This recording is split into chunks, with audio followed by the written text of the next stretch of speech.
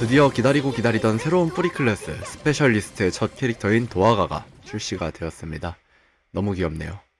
들어가기 전에 도화가의 장점과 단점을 간단하게 알아보도록 합시다. 우선 최고 장점, 앞서 말했듯이 귀엽습니다. 이거 하나만으로도 로아하는 맛이 날 정도로 이동 모션이라든지 옷 입는 거라든지 그냥 귀여워요. 두 번째로는 여러가지 상황에 따른 대비와 대처가 뛰어납니다. 도화가의 힐 스킬인 떠오르는 해 스킬은 60초 유지에 3개까지 소환이 가능한데 우리 팀의 체력이 최대더라도 미리 깔아두어 딜러들은 본인 판단 하에 체력이 적다 싶을 때 알아서 먹으면 됩니다. 또 환영의 문이라는 스킬을 통한 패턴 회피 혹은 포지셔닝이 가능한 활용도가 높은 서포터입니다. 파일럿에 따라 차이가 많이 날 듯 하네요.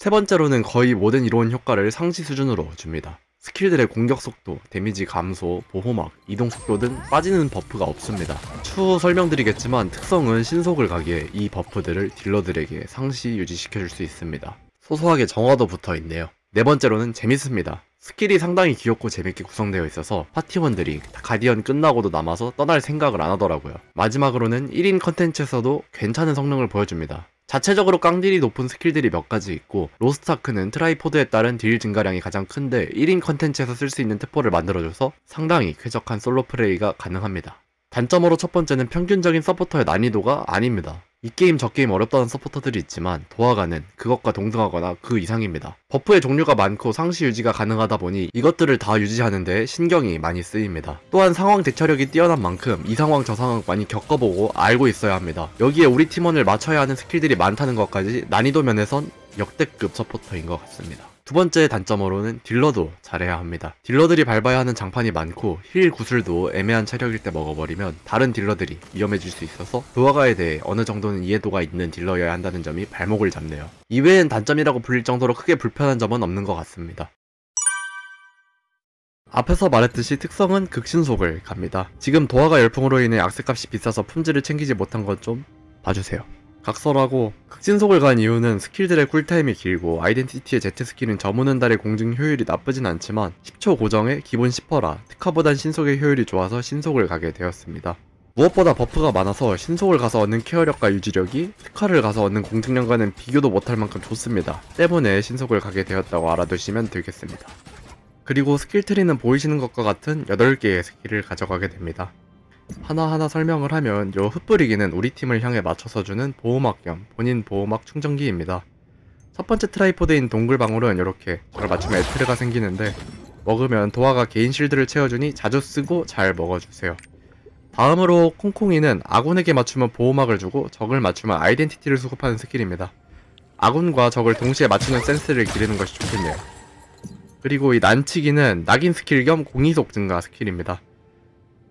서포터는 거의 모든 스킬이 중요하지만 이 스킬은 특히 중요한 스킬이니 항상 써야 한다고 잘 알아두시길 바랍니다.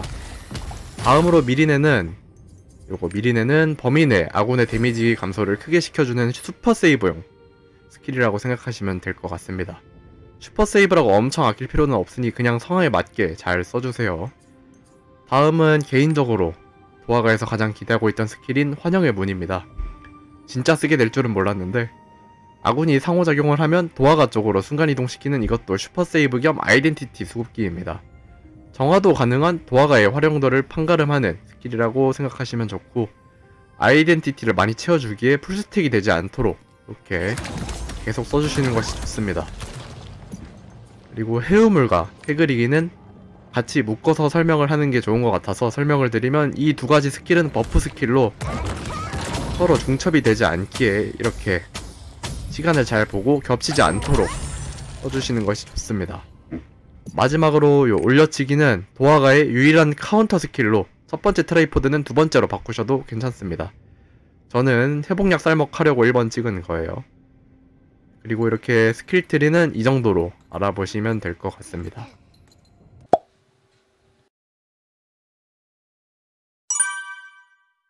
서포터는 딱히 정해진 사이클 같은 것이 없다 보니 실전에서 어떻게 스킬을 쓰는지에 대해서 알려드리도록 하겠습니다. 무엇보다 따로 쓰기도 써야 하지만 세트로 써주면 더 좋아지는 스킬들이 많아서 꼭 알고 가시면 좋겠습니다. 우선 우리가 레이드에 들어가서 보스를 만났을 때 가장 먼저 쓰는 스킬은 이 해우물이 되겠네요. 해우물을 쓰고 바로 악인을 같이 묻혀주시면은 공격 속도와 이 공증을 동시에 받을 수 있습니다. 그리고 버프가 끝남 동시에 요 해그리기를 걸어주시면은 상시 수준으로 이렇게 계속 버프를 넣어줄 수 있습니다. 항상 버프는 이렇게 넣어주신다고 보면 되겠네요.